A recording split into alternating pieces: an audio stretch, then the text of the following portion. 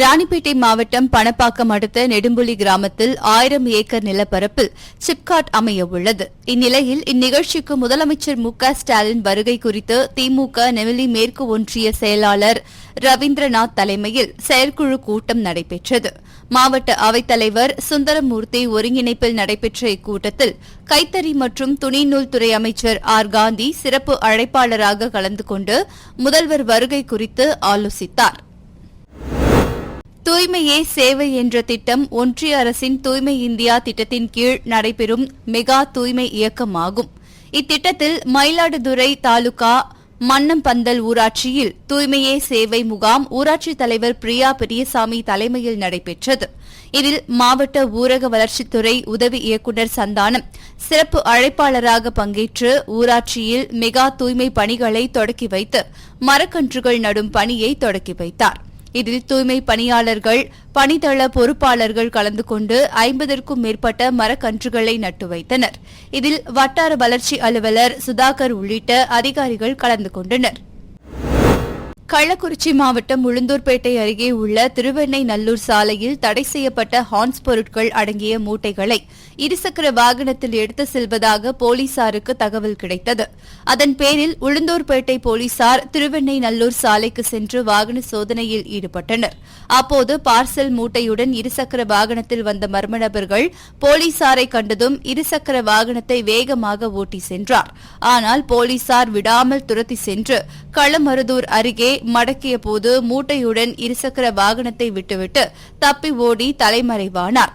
பின்னர் போலீசார் மூட்டைகளை பிரித்து பார்த்தபோது தடை செய்யப்பட்ட ஹான்ஸ் பொருட்கள் இருந்தது தெரியவந்தது. இதனை அடுத்து போலீசார் இருசக்கர வாகனம் மற்றும் 2 பார்சல் மூட்டைகளையும் பறிமுதல் செய்து தப்பி ஓடிய நபர் குறித்து விசாரணை மேற்கொண்டு வருகின்றனர். மயிலாடுதுறை மாவட்டத்தில் முதலமைச்சர் கோப்பைக்கான மாவட்ட அளவிலான விளையாட்டுப் போட்டிகள் நடைபெற்றது. தமிழ்நாடு விளையாட்டு மேம்பாட்டு ஆணைய அரங்கம் மற்றும் மைதானத்தில் நடைபெற்ற இப்போட்டிகளில் மாவட்டம் முழுவதிலும் உள்ள அனைத்து கல்லூரிகளில் இருந்தும் மாணவ மாணவிகள் ஏராளமானோர் கலந்து கொண்டனர். இதில் மாணவர்களுக்கான சிலம்பம், தடகளம், வாலிபால், கேரம் மற்றும் கபடி போட்டிகளும், மாணவிகளுக்கான தடகளம் மற்றும் வட்டு எறிதல், கேரம் போட்டிகளும் நடத்தப்பட்டன. இதில் கல்லூரி மாணவ மாணவிகள் ஆர்வமுடன் கலந்து கொண்டு தங்கள் திறமைகளை வெளிப்படுத்தினர். சேலம் மாவட்டம் இளம்பிள்ளை அடுத்த தோக்காரன்காடு பகுதியைச் சேர்ந்த ஈஸ்வரன் என்பவர் இளம்பிள்ளை அருகே கறிக்கடை பேருந்து நிறுத்தம் பகுதியில் ஜவுளி கடை வைத்து நடத்தி வந்துள்ளார். இந்நிலையில் பட்டப்பகலில் நண்பர்களுடன் இருசக்கர வாகனத்தில் வந்த நபர் ஒருவர் ஜவுளி கடைக்குள் புகுந்து ஈஸ்வரனை அரிவாளால் சரமாரியாக வெட்டிவிட்டு இருசக்கர வாகனத்தில் நண்பருடன் தப்பி சென்றுள்ளார். இதனை அடுத்து ஈஸ்வரனை அக்கம் பக்கத்தினர் மீட்டு எடப்பாடி அரசு மருத்துவமனைக்கு அனுப்பி வைத்தனர். மேலும் இதுகுறித்த சிசிடிவி காட்சி வெளியாகி பரபரப்பை ஏற்படுத்திய நிலையில் மகுடஞ்சாவடி போலீசார் இதுகுறித்து வழக்கு பதிவு செய்து விசாரணை மேற்கொண்டதில் ஜவுளிக்கடை உரிமையாளரை வெட்டிய நபர் இடங்கணசாலை நகராட்சிக்கு உட்பட்ட ராசி கவுண்டனூர் பகுதியைச் சேர்ந்த தங்கதுரை என்பதும் ஈஸ்வரனுக்கும் தங்கதுரைக்கும் ஏற்கனவே முன் விரோதம் இருந்ததாகவும் அதனை தீர்த்துக் கொள்ள அவரை அரிவாளால் வெட்டியதும் தெரியவந்தது. இதனை அடுத்து தலைமறைவாக இருந்த தங்கதுரை மற்றும் அவருக்கு உறுதுணையாக இருசக்கர வாகனத்தை ஓட்டி வந்த அதே பகுதியைச் சேர்ந்த மதுபாலா ஆகிய இருவரையும் போலீசார் கைது செய்தனர். கோவை மாவட்டம் மேட்டுப்பாளையம் அருகே உள்ள பட்டக்காரனூர் கிராமத்தில் உள்ள குட்டையில் முதலை இருப்பதாக பொதுமக்கள் சிறுமுகை வனத்துறையினருக்கு புகார் அளித்தனர். அதன் பேரில் சம்பவ இடத்திற்கு வந்த வனத்துறையினர் குட்டையில் 10 அடிக்கும் மேல் தண்ணீர் தேங்கி நிற்பதால் அந்த தண்ணீரை முழுவதுமாக அப்புறப்படுத்திவிட்டு முதலையை பிடிக்க திட்டமிட்டனர். இதனை அடுத்து மோட்டார் பம்பு செட்டுகளை கொண்டு குட்டையில் உள்ள தண்ணீரை முழுவதுமாக வெளியேற்றிவிட்டு பின்னர் கயிறு கட்டி முதலையை மீட்டு பவானிசாகர் அணை பகுதிக்கு கொண்டு சென்றனர். நாடாளுமன்ற எதிர்க்கட்சித் தலைவர் ராகுல் காந்தியை தரக்குறைவாக பேசிய பாஜக ஒன்றிய அமைச்சர் ராஜாவை கண்டித்து சென்னை செங்குன்றம் அடுத்த பாடியநல்லூர் மார்க்கெட் பகுதியில் தமிழ்நாடு இளைஞர் காங்கிரஸ் தலைவர் லெனின் பிரசாத் தலைமையில் ஆர்ப்பாட்டம் நடைபெற்றது. இந்த ஆர்ப்பாட்டத்தில் அக்கட்சியினர் ஏராளமானோர் கலந்து கொண்டு ராஜாவின் உருவப்படத்தை எரித்து அவருக்கு எதிராக கண்டன கோஷங்களை எழுப்பினர். காங்கிரஸ் கட்சியினுடைய மூத்த தலைவர் மாண்புமிகு எதிர்க்கட்சித் தலைவர் ராகுல் காந்தி அவர்களையும் தமிழ்நாடு காங்கிரஸ் கமிட்டியுடைய தலைவர் அண்ணன் செல்வப்பிரந்தை அவர்களையும் தொடர்ந்து அவதூறு பேசுகின்ற தமிழகத்திற்கு புதிதாக அந்த குழுவிற்கு பொறுப்பாளராக வந்திருக்கின்ற எச் ராஜாவையும் இந்திய ஒன்றியத்தினுடைய அமைச்சராக இருக்கின்ற சிங்கையும் பிட்டுவையும் கண்டித்து இளைஞர் காங்கிரஸ் சார்பாக இன்று அவர்களுடைய உருவமை எரித்து ஆர்ப்பாட்டம் செய்திருக்கின்றோம். எங்களுடைய நோக்கமெல்லாம் இந்த நாட்டிற்காக பாடுபடுகின்ற, இந்த நாட்டிற்காக உயிர் தியாகம் செய்த குடும்பத்தில் இருந்து வந்திருக்கின்ற தலைவர் ராகுல் காந்தி அவர்களை எந்த தகுதியும் இல்லாத, அடிப்படையில் முகாதாரம் இல்லாமல் இந்த நாட்டினுடைய ஒன்றிய அமைச்சராக இருக்கின்ற, மக்களால் தேர்ந்தெடுக்கப்பட்டு பிரதிநிதியாக இருக்கின்ற ஒரு கயவர் பேசுவது போல் அந்த பிட்டு பேசுகின்றார். பாராளுமன்றத்திலே அவரை தகுதி நீக்கம் செய்ய வேண்டும். எச் ராஜாவை தமிழ்நாடு இளைஞர் காங்கிரஸ் சார்பாக நாங்கள் வன்மையாக கண்டிக்கின்றோம். சிவகங்கை மாவட்டம் திருப்பாசத்தி கிராமத்தை சேர்ந்தவர்கள் பசுபதி சுகன்யா தம்பதியினர். இவர்களுக்கு திருமணமாகி 3 பிள்ளைகள் உள்ள நிலையில் குடும்ப பிரச்சினை காரணமாக இருவரும் பிரிந்து வாழ்ந்து வந்தனர்.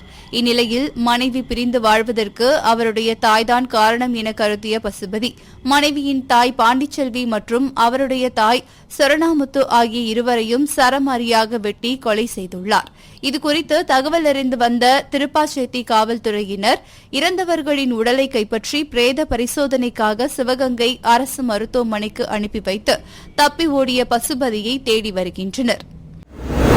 தென்காசி மாவட்டம் புளியரை அருகே உள்ள பகவதிபுரம் கிராமத்திற்கு செல்லும் சாலையின் ஓரமாக அரசுக்கு சொந்தமான நிலத்தை ஆக்கிரமித்து சில நபர்கள் வீடு கட்டி வாழ்ந்து வந்துள்ளனர்.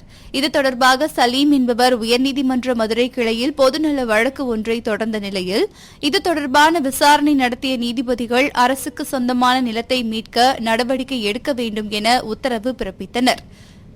இந்த உத்தரவின் அடிப்படையில் கடந்த சில தினங்களுக்கு முன்பு வருவாய்த்துறை அதிகாரிகள் ஆக்கிரமிப்புகளை அகற்ற சென்றபோது ஆக்கிரமிப்பாளர்கள் கால அவகாசம் கோரி அதிகாரிகளிடம் வேண்டுகோள் விடுத்துள்ளனர்.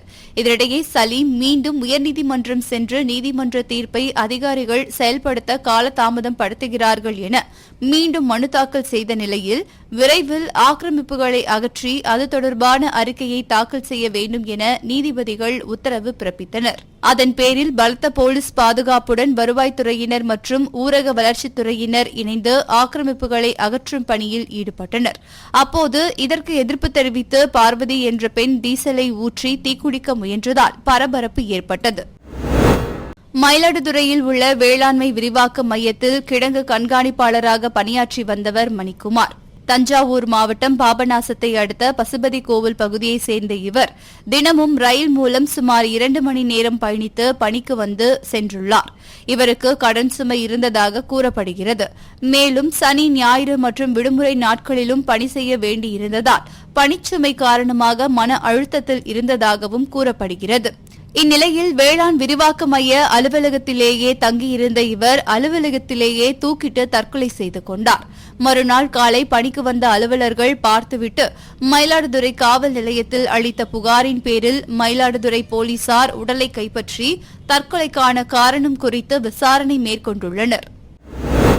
ராமநதி ஜம்முநதி இணைப்பு கால்வாய் திட்டத்திற்கு அனைத்து துறையினரும் தற்போது அனுமதி வழங்கியுள்ள நிலையில் நபார்டு வங்கி மற்றும் மாநில அரசு நிதி உதவியுடன் ரூபாய் 62 கோடி ஒதுக்கீடு செய்யப்பட்டு தற்போது இணைப்பு கால்வாய் வெட்டும் பணி தொடங்கி நடைபெற்று வருகிறது. இந்த பணியை தென்காசி சட்டமன்ற உறுப்பினர் பழனி நேரில் சென்று ஆய்வு நடத்தினார். மேலும் புதியதாக அமைக்கப்பட உள்ள கால்வாய் குறித்து பல்வேறு விளக்கங்களை அதிகாரிகளிடம் கேட்டு தெரிந்து கொண்டு விவசாயிகளுக்கு பயன்படக்கூடிய இந்த திட்டத்தினை விரைந்து முடித்திட அதிகாரிகளுக்கு உத்தரவிட்டார். தூத்துக்குடி மாவட்டத்தில் அனுமதிக்கப்பட்ட இடங்களை தவிர மாவட்ட ஆட்சியர் அலுவலகம் உள்ளிட்ட அரசு அலுவலகம் முன்பு பொது அமைதிக்கு பங்கம் விளைவிக்கும் வகையில் தனிநபரோ எந்தவித அமைப்புகளோ பொதுமக்களோ ஆர்ப்பாட்டம், தர்ணா உள்ளிட்ட போராட்டங்களில் ஈடுபட எவ்வித அனுமதியும் இல்லை என்று மாவட்ட காவல் கண்காணிப்பாளர் ஆல்பர்ட் ஜான் உத்தரவிட்டுள்ளார்.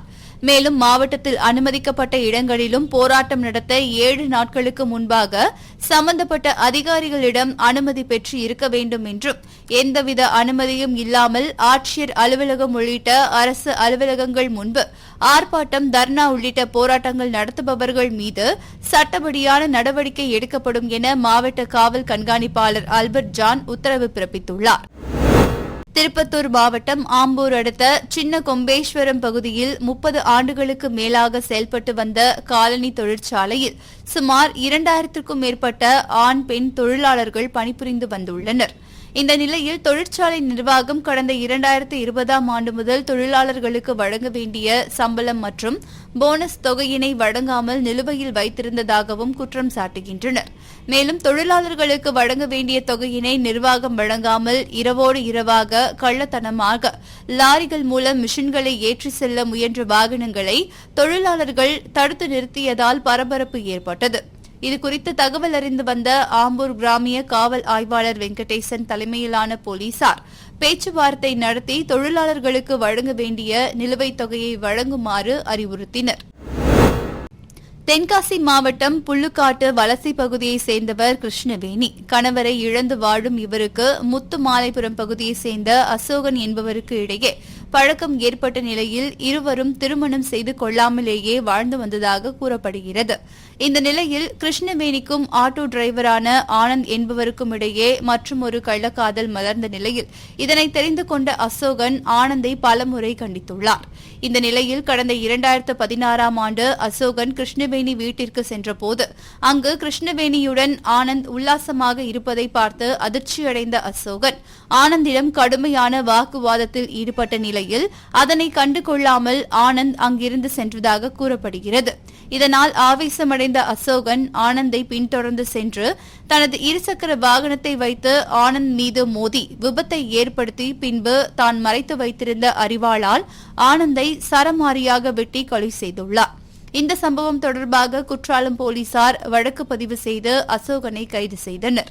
மேலும் இது தொடர்பான வழக்கு விசாரணை தென்காசி மாவட்ட கூடுதல் நீதிமன்றத்தில் நடைபெற்று வந்தது. இந்த வழக்கின் மீதான விசாரணை நிறைவு பெற்று தீர்ப்பு வழங்கப்பட்ட நிலையில் குற்றவாளியான அசோகனுக்கு ஆயுள் தண்டனையும் ரூபாய் 2000 அபராதமும் விதிக்கப்பட்டது. நீலகிரி மாவட்டம் உதகை லோயர் பஜார் பகுதியில் காய்கறி ஏற்றி சென்ற லாரி மற்றும் சுற்றுலா வாகனம் மோதி விபத்திற்குள்ளானது. இதில் யாருக்கும் எவ்வித காயமும் ஏற்படாத நிலையில் லாரி ஓட்டுநருக்கும் சுற்றுலா வாகன ஓட்டுநருக்கும் இடையே வாக்குவாதம் ஏற்பட்டதாக கூறப்படுகிறது. இந்த வாக்குவாதம் முற்றிய நிலையில் சுற்றுலா வாகன ஓட்டுநர்கள் மார்க்கெட் வியாபாரிகள் சங்க நிர்வாகிகளை மிரட்டியதாகவும் தகாத வார்த்தைகள் பேசியதாகவும் அடிப்பதாகவும் கூறியதாக கூறப்படுகிறது. இந்நிலையில் மார்க்கெட் வியாபாரிகள் சங்கத்தினர் சுற்றுலா வாகன ஓட்டுநர்கள் மீது உதகை மத்திய காவல் நிலையத்தில் புகார் அளிக்க ஒன்று கூடினர். இதுகுறித்து மத்திய காவல் நிலைய போலீசார் இரு தரப்பினரிடையே பேச்சுவார்த்தையில் ஈடுபட்டு சமாதானம் செய்து வைத்தனர். மயிலாடுதுறை மாவட்டம் குத்தாலம் தாலுகாவில் நடைபெற்ற உங்களை தேடி உங்கள் ஊரில் திட்டத்தை மாவட்ட ஆட்சியர் மகாபாரதி 24 மணி நேரம் தங்கி ஆய்வு நடத்தினார். ஆய்வின் தொடக்கமாக குத்தாலத்தை அடுத்த நாகமங்கலம் கிராமத்தில் அமைந்துள்ள வேளாண் விரிவாக்க மையத்தில் ஆய்வு செய்தார். தொடர்ந்து அப்பகுதியில் உள்ள விதை பண்ணையை பார்வையிட்டு ஆய்வு செய்தார். முன்னதாக வேளாண் விரிவாக்க மையத்தில் அடுக்கி வைக்கப்பட்டுள்ள விதை மூட்டைகள் சேதமடைந்திருப்பதை கண்ட மாவட்ட ஆட்சியர் விளக்கம் கேட்டபோது அங்குள்ள அதிகாரிகள் அணில் மற்றும் குருவிகள் விதைகளை சேதப்படுத்துவதாக கூறினர். இதையடுத்து உரிய பாதுகாப்பு முன்னேற்பாடுகளை மேற்கொள்ள அறிவுறுத்தினார். இந்த ஆய்வின் போது கோட்டாட்சியர் விஷ்ணுபிரியா, வேளாண் இணை இயக்குநர் சேகர் உள்ளிட்ட அதிகாரிகள் உடனிருந்தனர். திருச்சி தெற்கு ரயில்வே கோட்ட மேலாளர் அலுவலகம் முன்பு SRMU தலைவர் ராஜா ஸ்ரீதர் தலைமையில் SRMU துணை பொதுச் செயலாளர் வீரசேகரன் முன்னிலையில் கண்டன ஆர்ப்பாட்டம் நடைபெற்றது. இந்த ஆர்ப்பாட்டத்தில் ரயில்வே ஊழியர்களுக்கு குறைந்தபட்ச ஊதியம் வழங்கிடவும், அடிப்படை சம்பளத்துடன் அகவிலைப்படியை இணைக்க வேண்டும், விலைவாசி உயர்வுக்கு ஏற்ப அகவிலைப்படியை உயர்த்தி வழங்க வேண்டும், பழைய ஓய்வூதிய திட்டத்தை நடைமுறைப்படுத்த வேண்டும், ரயில்வே தனியார் மயமாக்க கொள்கையை கைவிட வேண்டும் உள்ளிட்ட கோரிக்கைகளை வலியுறுத்தி கோஷங்களை எழுப்பினர். இந்த ஆர்ப்பாட்டத்தில் 200க்கும் மேற்பட்ட ரயில்வே ஊழியர்கள் கலந்து கொண்டனர். நீலகிரி மாவட்டம் உதகை அருகே உள்ள கிராமத்தை சேர்ந்த 9 வயது சிறுமி அதே பகுதியில் உள்ள அரசு பள்ளியில் 5ஆம் வகுப்பு படித்து வருகிறார். சிறுமியின் தந்தையும் தருமபுரி மாவட்டத்தை சேர்ந்த JCB ஆபரேட்டர் சேகர் என்பவரும் நண்பர்கள். சேகர் கடந்த ஓராண்டாக உதகையில் தங்கியிருந்து JCB ஓட்டி வந்துள்ளார். இந்நிலையில் கடந்த 15ஆம் தேதி சேகர் தன்னுடைய நண்பரை பார்ப்பதற்காக சிறுமியின் வீட்டுக்கு வந்துள்ளார். அப்போது சிறுமியின் பெற்றோர் வெளியே சென்ற நிலையில் 2 குழந்தைகள் மட்டும் வீட்டில் இருந்தனர். இதனைத் தொடர்ந்து 2வது குழந்தையை பிஸ்கட் வாங்க அருகில் உள்ள கடைக்கு அனுப்பிய சேகர் சிறுமிக்கு பாலியல் தொந்தரவு கொடுத்ததாக கூறப்படுகிறது. இதுகுறித்து வெளியில் யாரிடமும் கூறக்கூடாது எனவும் மிரட்டியுள்ளார். இதனால் பயந்து போன சிறுமி செல்போன் மூலம் தனது பெற்றோரிடம் தெரிவித்து அழுதுள்ளார். இதுகுறித்து பெற்றோர் உதகை ஊரக அனைத்து மகளிர் காவல் நிலையத்தில் புகார் அளித்தனர். அதன் பேரில் போக்சோ சட்டத்தின் கீழ் வழக்கு பதிவு செய்து சேகரை கைது செய்து நீதிமன்றத்தில் ஆஜர்படுத்தி சிறையில் அடைத்தனர். கேரள மாநிலம் மலப்புரம் மாவட்டத்தில் நிபா வைரஸ் தாக்கி ஒருவர் உயிரிழந்த சம்பவம் பெரும் பரபரப்பை ஏற்படுத்தியுள்ளது. இதன் எதிரொலியாக தேனி மாவட்ட ஆட்சியர் சஜீவனா உத்தரவுப்படி மாவட்ட சுகாதார அலுவலர் ஜவஹர்லால் ஆலோசனைப்படி வட்டார அலுவலர் முருகன், வட்டார சுகாதார மேற்பார்வையாளர் பழனி குமாரசாமி மேற்பார்வையில் சுகாதார குழுவினர் கேரளத்திலிருந்து தேனி மாவட்டத்திற்கு வரும் அனைத்து வாகனங்களை தடுத்து நிறுத்தி பயணிகளுக்கு காய்ச்சலுக்கான அறிகுறி உள்ளதா என சோதனை செய்து வருகின்றனர். அவ்வாறு காய்ச்சல் அறிகுறி இருந்தால் அவர்கள் செல்லும் இடத்தில் உள்ள சுகாதாரத்துறையினருக்கு தகவல் தெரிவிக்கப்பட்டு மருத்துவ பரிசோதனைகள் செய்யப்பட்டு வருகிறது. வடசென்னை கொடுங்கையூர் கண்ணதாசன் நகர் பகுதியில் உள்ள உணவகத்தில் முல்லை நகர் பகுதியைச் சேர்ந்த நிஷா என்பவர் இரவு பார்சல் உணவு வாங்கிக் கொண்டு அதை வீட்டிற்கு கொண்டு சென்று தனது குடும்பத்தினரோடு சேர்ந்து சாப்பிட்டுள்ளனர். இதனை அடுத்து அவர்களுக்கு வாந்தி, மயக்கம் ஏற்பட்டதால் அவர்கள் உடனடியாக அருகில் உள்ள தனியார் மருத்துவமனையில் அனுமதிக்கப்பட்டு சிகிச்சை பெற்று வருகின்றனர். இதேபோல அதே பகுதியைச் சேர்ந்த ராஜி தனது குடும்பத்தோடு அந்த கடையில் சிக்கன் பிரியாணி சாப்பிட்ட நிலையில் அவர்களுக்கும் இதே உபாதைகள் இருந்ததால் அவர்களும் காலரா மருத்துவமனையில் அனுமதிக்கப்பட்டுள்ளனர். இதுகுறித்து பாதிக்கப்பட்ட குடும்பத்தை சேர்ந்தவர்கள் கொடுங்கையூர் காவல் நிலையத்தில் புகார் அளித்தும் தற்போது வரை எந்த நடவடிக்கையும் எடுக்கவில்லை என பாதிக்கப்பட்டவர்கள் வேதனை தெரிவித்துள்ளனர். இந்த எஸ்எஸ் பிரியாணி கடையில் வந்து லாலிபாப் சிக்கனு சில டைம்ல நாங்கள் வந்து அது ஒர்க் சாப்பிட்றது ரொம்ப வழக்கம் எங்களுக்கு. ஆனால் என்ன பண்ணோம், சரி பசங்களுக்கு என்ன பண்ணோம், இதெல்லாம் வாங்கி தரணும்னு சொல்லிட்டு பசங்க கேட்டாங்கன்னா அங்கே போய் வாங்கி கொடுத்தோம்ப்பா. நல்லா தான்ப்பா இருந்தாங்க. அன்னைக்கு நைட்டே என் பெரிய பையனுக்கு ஒரே லூஸ் மோஷன், ஒரே வாந்தி. ஃபர்ஸ்ட் அவனுக்கு தான் அட்டேக்கே ஆச்சு. ரெண்டாவது மறுநாள் வந்து திருப்பி எங்க அக்காங்களுக்கு, எங்க அண்ணிக்கு, எங்க பெரியமாக்கு, எங்க சித்தாக்கு, எங்க பெரியப்பாக்கு இப்படியே ஒருத்தர் ஆகும் போது சரி பக்கத்துல இருக்கிற எங்க டக்குனு இந்த ஹாஸ்பிட்டல் நம்ம ஞாபகம் வரல. சரி சின்னது தானே இருக்கும் பழகுது, ஒத்துக்கல பழகுது பார்த்தா இங்க நம்ம ஒரு ஹாஸ்பிட்டல் வேசர்பள்ளி பக்கத்துல ஒரு சின்ன ஹாஸ்பிட்டல் இருக்குது. அங்க போய் நாங்க அந்த ஹாஸ்பிட்டல்ல போய் நாங்க ட்ரீட்மெண்ட் எல்லாம் பார்த்தோம். சரி நல்லபடியா வீட்டுக்கு வந்தோம்னா அப்பயும் முடியல. காலையில ஒரு மாதிரியாவே ஆயிட்டாங்க எல்லாருமே. என்னவா இருக்கும்னு பார்த்தேன். அப்புறம் பார்த்தா நிக்கல, வாந்தியம் நிக்கல, லூஸ் மோஷனும் நிக்கல. சரி இது என்னதான் பார்க்கலாம். இங்க வந்து பார்த்தா எல்லாருமே ரொம்ப எழுந்துக்க முடியாத சூழ்நிலை தான் இருக்கிறாங்க. கடந்த 2011ஆம் ஆண்டு பாஜக சார்பில் நடந்த ரத யாத்திரையின் போது அத்வானி சென்ற பகுதியில் பைப் வெடிகுண்டு கண்டுபிடிக்கப்பட்ட விவகாரத்தில் ஜாகிர் உசேன் என்பவர் கடந்த 2 ஆண்டுகளுக்கு முன்பு கைது செய்யப்பட்டு புழல் சிறையில் அடைக்கப்பட்டிருந்தார். தற்போது அவர் பூந்தமல்லியில் உள்ள தனி கிளை சிறையில் அடைக்கப்பட்டுள்ளார். இந்த நிலையில் இரவு சிறையில் எறும்பு பவுடரை சாப்பிட்டு தற்கொலைக்கு முயன்றுள்ளார். இதனை அடுத்து அவரை மீட்ட சிறை காவலர்கள் சிகிச்சைக்காக நெமிலி அரசு மருத்துவமனைக்கு கொண்டு சென்றனர். பின்னர் இதுகுறித்து நடத்தப்பட்ட விசாரணையில் ஜாகிர் உசேனிற்கு கடந்த 6 மாதத்திற்கு முன்பு சென்னை உயர்நீதிமன்றத்தில் ஜாமீன் வழங்கியதாகவும் ஜாமீன் கிடைத்தும் அதற்கான உரிய ஆவணங்கள் மற்றும் தொகையை சமர்ப்பிக்க முடியாததால் சிறையில் இருந்து வந்த நிலையில் விரக்தியில் தற்கொலை முயற்சியில் ஈடுபட்டது கண்டுபிடிக்கப்பட்டுள்ளது. இதுகுறித்து போலீசார் விசாரணை மேற்கொண்டு வருகின்றனர். கடலூர் மாவட்டம் நெய்வேலியில் NLC இந்தியா லிமிடெட் நிறுவனம் உள்ளது. இங்கு சுரங்கம் 1, சுரங்கம் 1 விரிவாக்கம், சுரங்கம் 2 என 3 திறந்தவெளி சுரங்கம் மூலம் பழுப்பு நிலக்கரி வெட்டி எடுக்கப்பட்டு மின் உற்பத்தி செய்து வருகின்றனர். இதில் 8000 நிரந்தர தொழிலாளர்களும் 10,000 ஒப்பந்த தொழிலாளர்கள் பணியாற்றி வருகின்றனர். இந்நிலையில் அங்கு பணியாற்றும் ஒப்பந்த தொழிலாளிக்கும் சொசைட்டி தொழிலாளர்களுக்கும் 8.33% போனஸ் வழங்குகின்ற நிலையில் தங்களுக்கு 20% போனஸ் வழங்க கோரி நெய்வேலி கியூ பாலத்திலிருந்து NLC ஒப்பந்த தொழிலாளர்கள், சொசைட்டி தொழிலாளர்களும் பேரணியாக சுரங்க நிர்வாக அலுவலகம் நோக்கி சென்றனர். அப்போது அவர்களை காவல்துறையினர் தடுத்து நிறுத்தியதால் அவர்கள் சாலையில் அமர்ந்து தர்ணா போராட்டத்தில் ஈடுபட்டனர். இதனால் பரபரப்பு ஏற்பட்டது. மலை மாவட்டமான நீலகிரி மாவட்டத்தில் இம்முறை எதிர்பார்த்த அளவிற்கு தென்மேற்கு பருவமழை பெய்யவில்லை. இந்த நிலையில் உதகையில் முன்கூட்டியே தற்போது நீர்ப்பனி விழத் துவங்கியுள்ளது. இன்று காலை நீலகிரி மாவட்டத்தின் பல்வேறு பகுதிகளிலும் நீர்ப்பனி பெய்தது. குறிப்பாக உதகை மற்றும் சுற்றுப்புற பகுதிகளில் நீர்ப்பனி தாக்கம் அதிகரித்து காணப்பட்டது. மழை பெய்ய வேண்டிய காலத்தில் நீர்ப்பனி விடுவதால் தேயிலை மற்றும் மலை காய்கறிகளை நோய் தாக்கும் அபாயம் ஏற்பட்டுள்ளதாக விவசாயிகள் வேதனை தெரிவித்துள்ளனர். திண்டுக்கல் மாவட்டம் கொடைக்கானல் மேல்மலை கிராமமான மன்னவனூர் கைகாட்டி பகுதியில் தொடக்க வேளாண்மை கூட்டுறவு கடன் சங்கம் அமைந்துள்ளது. இதில் திண்டுக்கல் லஞ்ச ஒழிப்பு டிஎஸ்பி நாகராஜன் தலைமையிலான லஞ்ச ஒழிப்புத் துறையினர் திடீரென்று சோதனையிட்டனர். அப்போது கணக்கில் வராத சுமார் 2,04,000 ரூபாய் பறிமுதல் செய்யப்பட்டது. இதுகுறித்து லஞ்ச ஒழிப்புத்துறையினர் விசாரணை மேற்கொண்டு வருகின்றனர். சென்னை பத்திரிகையாளர் மன்றத்தில் தேசிய இளைஞர் விருதாளர்கள் நலசங்கம் சார்பில் செய்தியாளர் சந்திப்பு நடைபெற்றது.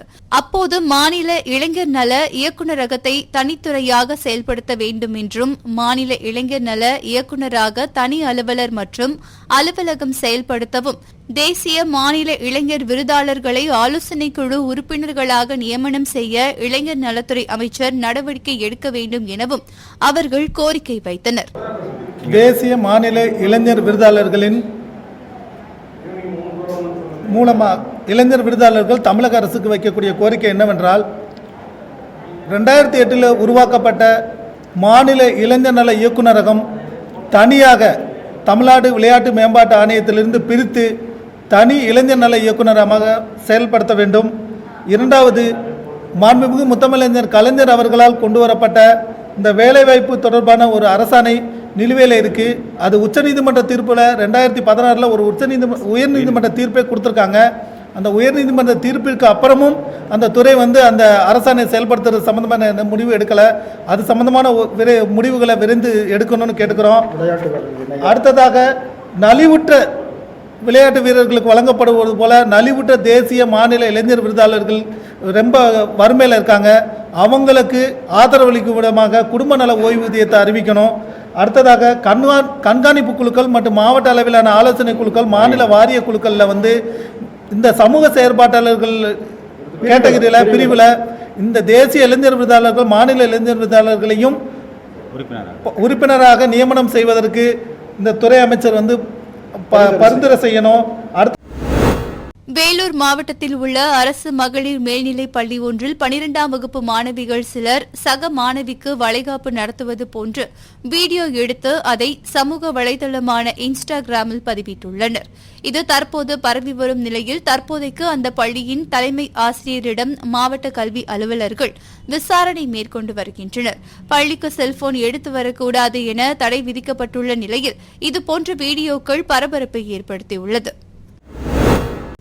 திருவாரூர் நெடுஞ்சாலைத்துறை அலுவலகம் முன்பு திருவாரூர் வட்டக்கிளை தமிழ்நாடு அரசு ஊழியர் சங்கத்தின் சார்பில் 8 அம்ச கோரிக்கைகளை வலியுறுத்தி ஆர்ப்பாட்டம் நடைபெற்றது. வட்டக்கிளை தலைவர் பரமேஸ்வரி, வட்டக்கிளை செயலாளர் தம்பிதுரை, மாவட்ட செயற்குழு உறுப்பினர் ரமேஷ், வட்டக்கிளை துணைத் தலைவர் ஜனகராஜ் ஆகியோர் தலைமையில் நடைபெற்ற இந்த ஆர்ப்பாட்டத்தில் புதிய பென்ஷன் திட்டத்தை ரத்து செய்து பழைய பென்ஷன் திட்டத்தை நடைமுறைப்படுத்த வேண்டும், 21 மாத கால நிலுவைத் தொகை, முடக்கப்பட்ட அகவிலைப்படி, பறிக்கப்பட்ட சரண்டர் உள்ளிட்ட உரிமைகளை வழங்கிட வேண்டும், சாலை பணியாளர்களின் 41 மாத பணிநீக்க காலத்தை பணிக்காலமாக முறைப்படுத்த வேண்டும், அரசு துறைகளில் உள்ள காலி பணியிடங்கள் அனைத்தையும் காலமுறை ஊதியத்தில் நிரப்பிட வேண்டும் உள்ளிட்ட கோரிக்கைகளை வலியுறுத்தி அவர்கள் கோஷங்களை எழுப்பினர்.